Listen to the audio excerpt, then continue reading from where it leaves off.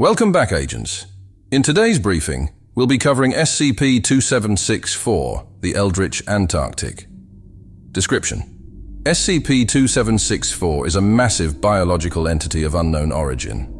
Its height measures to be approximately 382 meters and is estimated to weigh over 150,000 metric tons.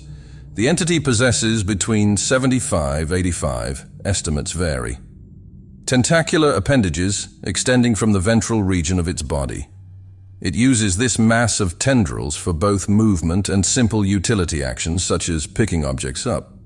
The organism appears to move as if it were a quadrupedal animal.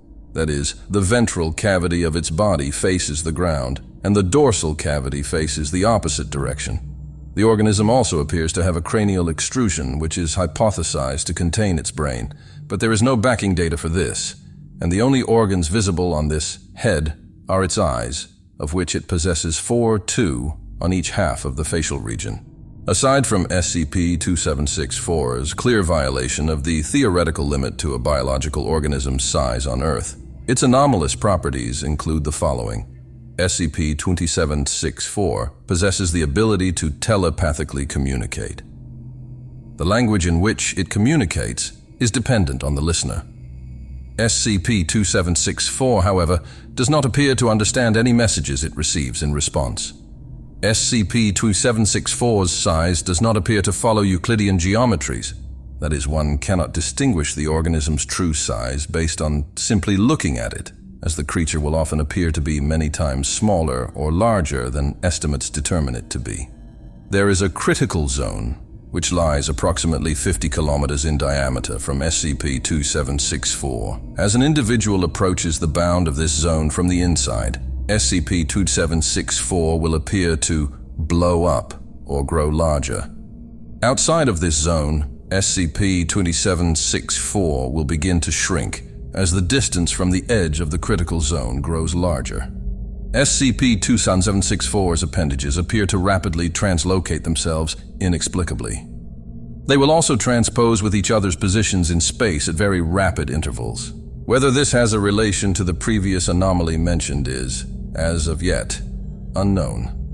Lastly, and perhaps most noteworthy, SCP-2764's position will flicker on occasion, though the frequency of this event is unknown, as it appears to occur on a completely unsystematic basis. The location of SCP-2764 has never flickered further than 25 kilometers, and the object has always flickered back to its original location within 48 hours. Special Containment Procedures. SCP-2764 is currently located in Svan,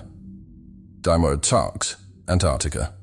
All civilians are to be kept outside of a 150-kilometer radius from the object. This radius is to be strictly monitored by Mobile Task Force ETA-5, Jaeger Bombers, Containment Battalion 4A.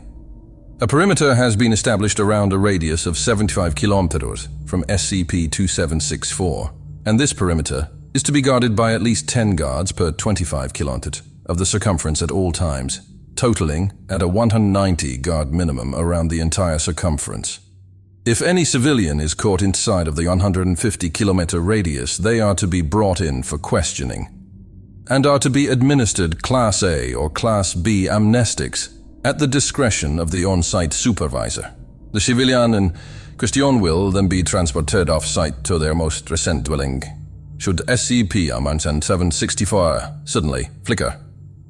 Outside of the usual radius of 25 kilometers, a new perimeter is to be immediately established at the radius of 75 kilometers, and this perimeter shall be held with the usual containment procedures until SCP-2764 returns to its usual position at redacted. In the event that the creature flickers to a public location, all civilians are to be immediately evacuated, and all known observers of the event will be taken in and administered Class A amnestics. The area should, from there on out, be monitored for any traces of knowledge of SCP-2764 in the populace, and civilians suspected to have knowledge about the event are to be monitored very closely and eventually administered Class B amnestics at the earliest convenience. Under absolutely no circumstances is any Foundation employee or civilian to approach closer than 30 kilometers to the creature. If any person is found to have approached closer than this distance, they are to be detained immediately and questioned thoroughly. The person in question is to be given a thorough psychological evaluation and is to then either be administered Class A amnestics or to be terminated after the consideration of their evaluation. Recovery summary. SCP-2764 was discovered by Civilian Redacted and his team during a detailed survey of the Antarctic terrain. Redacted observed the anomaly and noted its odd geometries and then returned to base. He shared news of the occurrence to Redacted, who was the Foundation's investigative researcher in Antarctica at the time. Redacted immediately reported this to his superior officer, at which point Mobile Task Force ETA-5, Jaeger bombers, was sent to the Antarctic base to administer amnestics to the local populace and secure a small perimeter around SCP-2764. The initial perimeter was too small, and Commander Mann, who was, at the time, the commander of MTF ETA-5, took it upon himself to investigate the odd creature. Mann's investigation is outlined in the investigative logs below. Day 1. Subject appears to shrink as we get closer to it, which is strange because it was growing until we got to a certain point. Also, its horrifically large tentacles move in a particularly strange manner. I plan to investigate further in the coming days and hopefully do a bit of my own research before they send in the main researchers and guards to take over. Day 2. Last night, as I tried to sleep, I kept hearing a strange voice. While I cannot currently recall what it was saying, I am sure it has something to do with the beast out there. I personally see no other explanation, as I was alone, and I have no history of hearing voices. Day 2. Afternoon. I've gathered a few volunteers from the task force. Our job is to secure the anomaly until the main guards can get here, not research it, so I won't be forcing anyone to come along with me. But it's not against my orders to carry out some extra research, and I wouldn't mind having some other folks investigating with me. Always better to have more than one person when it comes to witnessing events. I managed to convince 3 other guys to come with me. I plan to approach the anomaly very closely, and I made this very clear to everyone as I announced that I needed volunteers. We will begin our exploration tomorrow. Day 2, evening. I am hearing this voice again. It is currently about 10 o'clock p.m., and I am trying to comprehend what it is saying. It's like it's speaking English, and I know it is, but I just can't work out what it is saying. Day 3. One of the guys that volunteered came to my tent in the early hours of the morning and said he couldn't go through with it. I told him that it was fine and that I don't blame him. When I asked him why he changed his mind, though, he told me that he had been hearing something talking to him last night and suspected that it was connected to the anomaly. When I heard about this, I asked him if he knew what it was saying. He said that he couldn't recall exactly what it was saying, but its words evoked a terrible fear in him that he never wished to experience again. When I inquired, he also stated that it was speaking English. But again, he can't recall what it's saying exactly. I then revealed that I too had been hearing voices, but had not been terrified by them.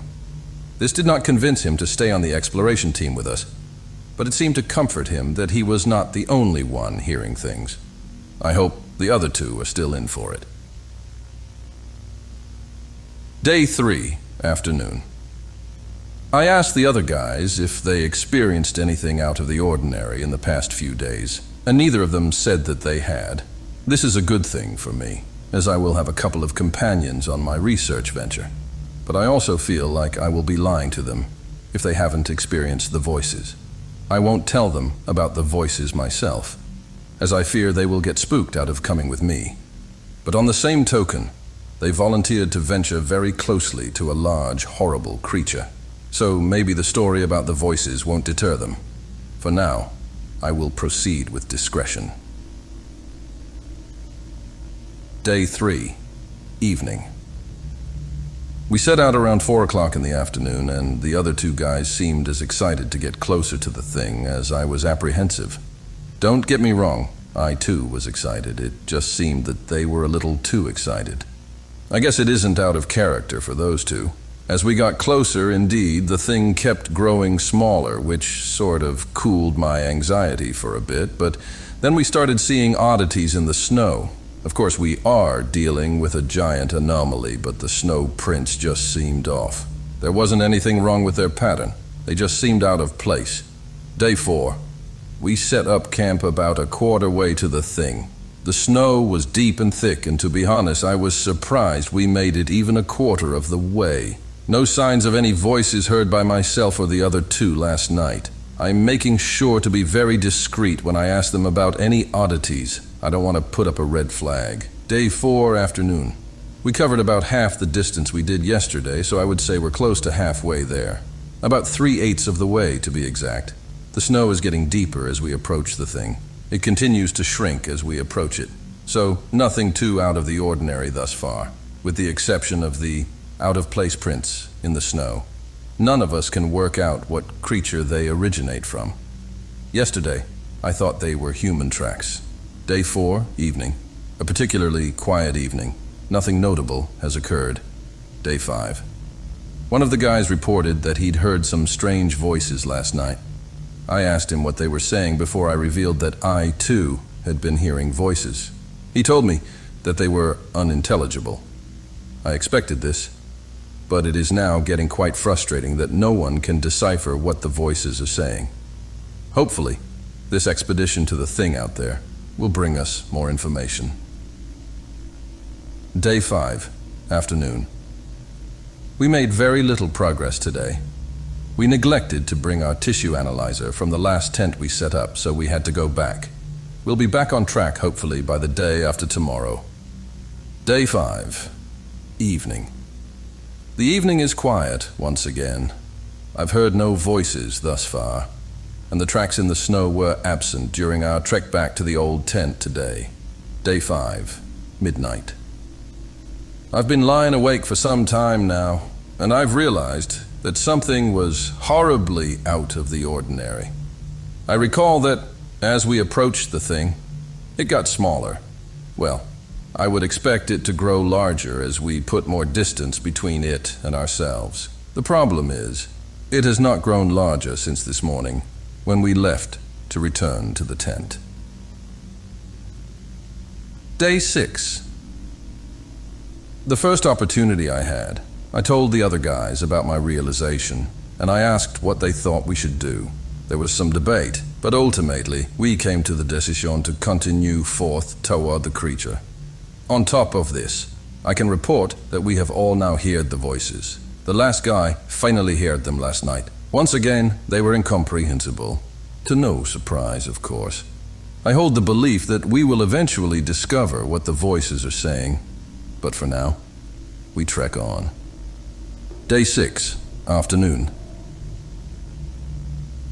We made it back to the point we left from yesterday and decided to continue on for a little while longer. The creature has continued to shrink, even as we traveled the same path we traveled the day before yesterday. The spatial anomaly is starting to get eerily disheartening.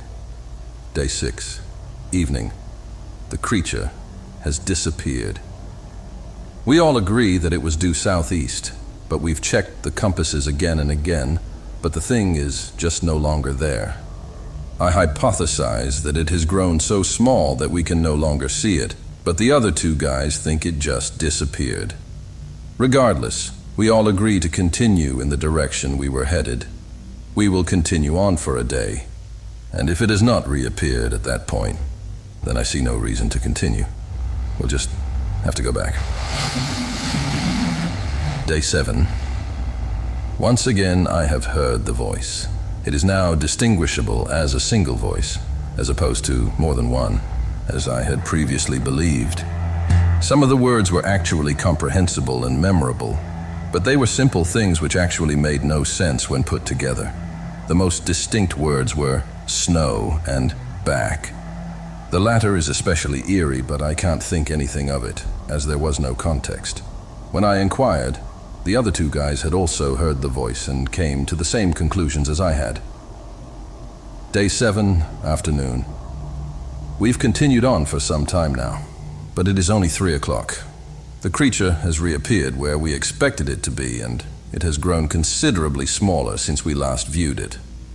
So, I conclude that whatever occurred that affected its position did not affect the shrinkage anomaly.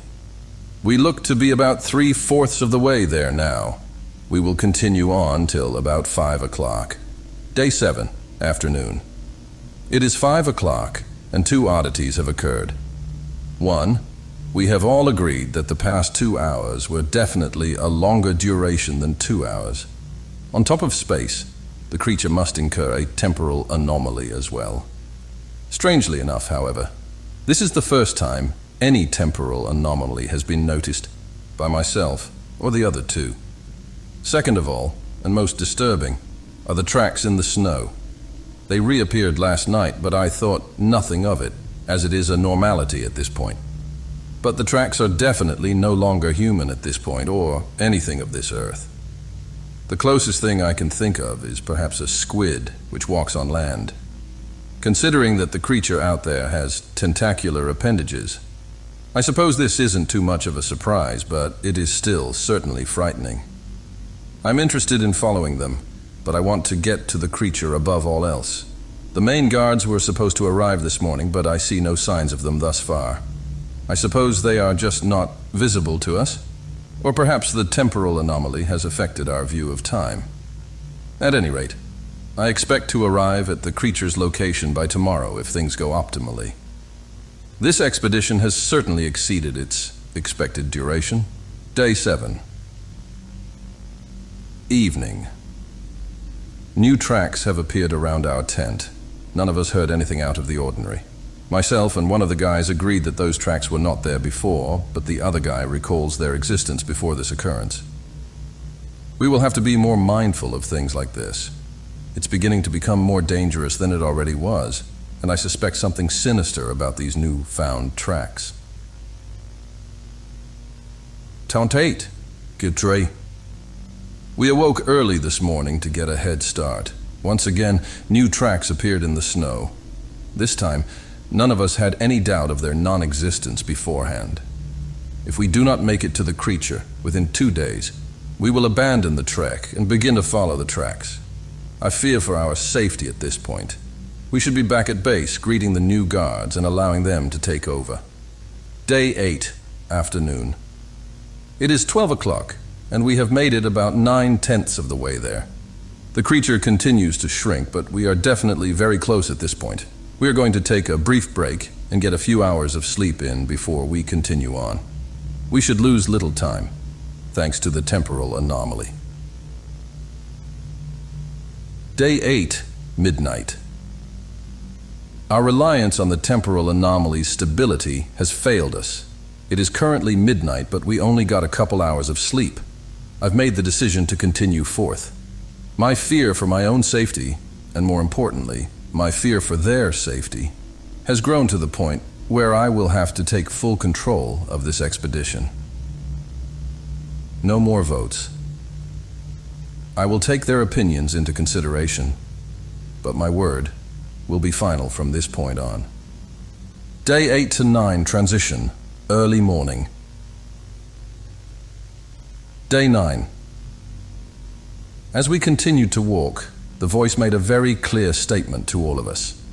This is not verbatim, as I could never hope to remember every incomprehensible word this horrible creature has spoken to us, and I apologize for my vagueness, but we got the intended message. Turn back. No doubt, at this point, these words are those of the creature we hope to reach. The tone of the voice did not imply any sort of anger or even a hint of territorial jealousy. It sounded more fearful than anything else. Day 9. Once again, the creature has disappeared. I do not credit this occurrence to its shrinkage this time around. I am certain that we would still be able to see this behemoth, even at this small size. From this distance, I am certain of that. To be truthful, I have had enough of this. Supplies are not a problem. We brought plenty to last. I am just seriously worried about our safety. Not only is the anomaly a main issue, but the Antarctic is a frigid, stark place. We have made it thus far with no serious complaints about the cold, but I worry that will not last much longer.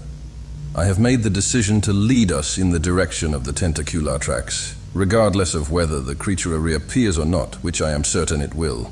I feel as though we will not make any more progress towards the creature itself, and its eerie statement last night has seriously stricken terror in me, after I've given it more thought. Day 9, morning. The tracks have led us back to one of our oldest tents, the one at which we left the tissue analyzer. I am thoroughly confused at this. First of all, and most obvious, it took us 3 hours to travel a distance which previously took us 5 or 6 days to travel. Second of all, I noticed no human tracks, as you may have expected to see as a result of our previous trek back to this tent. I will continue to record things in this log to the best of my ability, but my focus has shifted from researching this beast to getting us back to base safely. Day 9, before noon. Something has been following us this entire time, since day 1. To be frank, I do not care about the thing out there any longer. Something has been following us, and this explains the strange tracks in the snow. This must be why those tracks led us back to our old tent. We were not following them forward. We were following them backward. Day 9, afternoon. I have come to the realization that I am now alone. Where I once heard the comforting sound of human footsteps crunching the snow behind me, I now hear nothing but the hollow wind and emptiness. I cannot recall at what point those two got away from me, or perhaps at what point I got away from them, but I am now terrified of what is to come. I still have plenty of supplies packed, and, as previously stated, food and water will really be no issue for at least the next fortnight. But I am alone. The tracks in the snow are now more terrifying than ever, and the voice more horrific than before. Day 9, afternoon. I lost my log in the snow a few hours ago. It was a simple mishap, but I recovered it without any incident. It was a little wet, but otherwise untouched. I just took notice of the one-word entry above. I am trying to work out at what point I entered this, but I can't recall the point at which I did this for the life of me. Day 9, late afternoon. It feels like it has been days since I last updated this log, but I know it cannot have been, as the sun has not set, and I've only eaten one meal since that time. To be frank, Day 9, late afternoon. It was a requirement for me to abruptly end my last entry. I heard movement, circling me, and upon closer investigation I saw the beast. The beast itself was circling me. As fast as I could, I approached the thing and skinned a sample of tissue off of its torso before it could skitter off with its horrible spastic tentacles.